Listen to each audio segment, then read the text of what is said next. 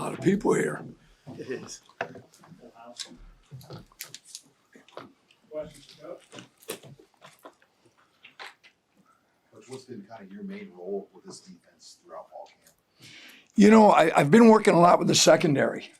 But one of my jobs too is we have some young coaches on defenses to mentor them and be around them and make sure our drill works good and stuff. Because Coach Butler's got a lot of other things to do. So I'm doing that too. Bill, I'm curious about your observations of Coach Rhule and how you've obviously been with him for a long periods of time. He's talked this year about being able to be hands-off because of the trust that he has in Dana and in John and having you around. What are your observations of that and the way he goes about his business? Well, there's certain standards that Matt's he's going to require and demand from us. And it's really the quality in which we play, how physical and fast, and that we know and do our jobs, right? That's not going to change with Coach Rhule. I mean, it doesn't matter who the coordinators here are or who I am. He's going to demand that. And so really, I don't see any difference in him right now. What stands out to you about those younger coaches, as you said, you're mentoring? Well, they're all going to be, but most of them will probably be coordinators or head coaches. I mean, they're really quality people and coaches. But, I grew up where the older coaches mentored the younger coaches. And I think there's a lot of coaches today that don't do that anymore. And I think it's my job to do that. Whatever I've learned over the years that I see can make them better as a teacher, I think it's my obligation to help them. And so the older coaches helped me when I was that age, and I should do the same for them. So those are the types of things I try to do with the younger coaches. What things are you doing with them? Well, it's like teaching, right? We can all get better at teaching. I'll give you an example. I was the defensive coordinator at Arizona State. Bruce Snyder was the head football coach. And he came in my meeting one day. And he left and after the meeting, and he said, "Phil, can I talk to you after practice?" So I went in, and he said, "Outstanding meeting, but you wasted 5 minutes." And I said, "How'd I do that, Coach?" He said, "Well, you drew formations. You had to stop the meeting and draw a formation on the board instead of having an overlay where you could click to that and there's the formation. You wasted about 5 minutes." I mean, those are the details it takes to be really good at what you do. It's like how you set up a meeting. It should be all outlined on the board so they can write it down and know exactly what the meeting is going to be about, all right, and the details. And if they don't get them, they can go back to that outline and ask the coaches later. So there's a lot of things I can help them with. Details on the field, how to coach, don't talk too much on the field. All those little things that I've learned over the years, and those are the things I try to help them with. I know in the spring you told us you were really impressed with Coach Eckler and the way he teaches. He's coming in here. How have you seen the guys just respond to him and that special teams operation as you get ready for the season? Mike's fantastic coach. I mean, the way he teaches, he's around the players all day. He has an office, I don't know if you know this, upstairs with us and then down by the weight room. So he's around the players all the time, and you need to as a special teams coach. I mean, really, guys, they get to know everybody on the team because they utilize all of them. So he's done a fantastic job. And our special teams, I'm anxious to watch them when we start the season.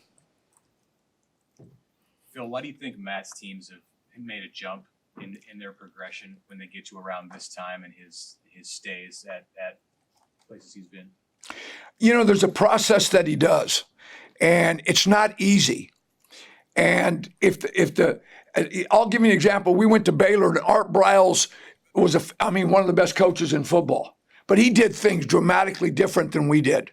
And Matt was a hell of a coach. So different ways of doing it. So you got to bring everybody together and now flip that. All right. And so, it takes time. A lot of the things that Coach Rhule believes in and demands takes time. And you can see this team doing it. When Coach Rhule, like we got on the defense the other day about not running the football, and Coach Rhule came in the meeting. I mean, that they are just tied to him, to his hip. I mean, whatever he says, they're going to go out and do and believe. So that takes time. And the relationships and all that. And that's why I think the third year, Matt's teams have taken a big jump. how challenging has it always been to be a good tackling team in week 1 of the season, and especially now with, the practices, full pads limited more? Yeah, I think it's tough tackling anyway because you watch these young players, everything is 7-on-7, and, the mentality is not real football, right? It's all this other stuff when they're younger. So just to get players to tackle anyway is tough. But like you said, the first ball game, which you'll notice is missed tackles, all right, turnovers, and special teams, big plays on special teams. Those are the 3 areas that normally determine the first game. So you're right. And we've been doing a lot of tackling, especially with pads on.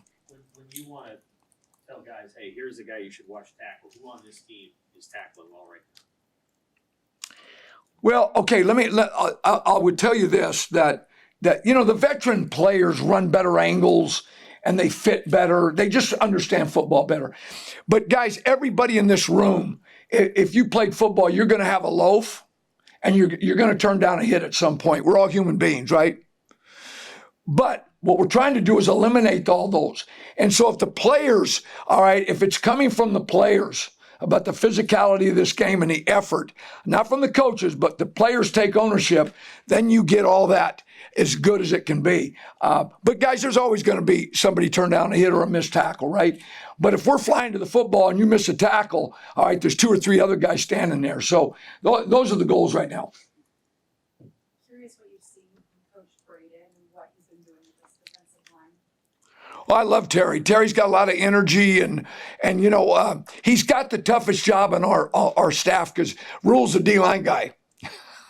So, Matt comes in, but I think Terry and Coach Rhule are getting along real well, and I see progress in every one of those young guys because, guys, we're really young at D-line.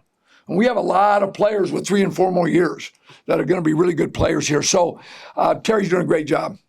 Going off of that, speak to the benefit of then being able to kind of craft those players the way you want them, that Terry's able to do. What's so hard about college football today is, look out, guys, our secondary, the veterans in our secondary, do you know this is their 4th DB coach? And that's college football now. Players are leaving, and so are coaches. So, I don't know what coach is going to be here next year or what player is going to be here. That's the world we're living in. So what we've got to do is bring them together, all right, mold them and get them as good as we can. But to answer your question, anytime you can have a player 3 or 4 or 5 years, you can really develop them, especially that second year, boy, they start playing, and then the 3rd year, they're dominant. In the old days at Nebraska, you didn't play here until your 3rd year. Very few people played the 1st and 2nd year. That's just the way football used to be. But it's changed. How have you seen Coach Rhule evolutionize himself as a coach, dealing with everything you just talked about with players leaving and coaches leaving consistently? Fantastic. Matt has adjusted. You guys have followed Matt. He's adjusted how he's recruiting. He's adjusted to everything. You got to keep adjusting in this game. And that's what I always respected about Coach Saban at Alabama. And, he was a guy that was firm and set in his ways, but didn't he change? He changed the spread on offense. Then he adapted to all this recruiting, the NIL. You just have to do it. And Coach Rhule just doing a fantastic job along with his staff. Anything else for Coach? You kind of have a global perspective on the defense in terms of just like the roster. It's young, but just its athletic components. What do you see and like about the athleticism and the size and the speed of the roster? Yeah, there's plenty of talent here, but the young guys got to keep developing. I tell the young guys all the time, I said, because this is what happens to them. They see right now, I'm not going to play this year. So what do? You think they come to practice like they should? No. So it's my job to get them to come and work every single day. So when it is their turn next year, they're ready. Otherwise, you're going to lose all that development over the next 6 months. So we just got to keep developing, and that's Coach Rhule's philosophy. Get really good athletes, develop them, keep them, and you have a player 3 or 4 years, you got a pretty doggone good player. How have you seen just John Butler kind of embrace this transition to defensive coordinator here and the guys buying into him in that role? Oh, Coach Butler's really bright. He's tough. He's competitive. It's like anything else, though. He's been in the league the last 8 years, right? So there's always adjusting, and he's adjusting all the time, too. He's doing a fantastic job. Anything else? Thank Is that it? Thank you, guys. Thank you. You bet. Eckler's here, so we'll move right on.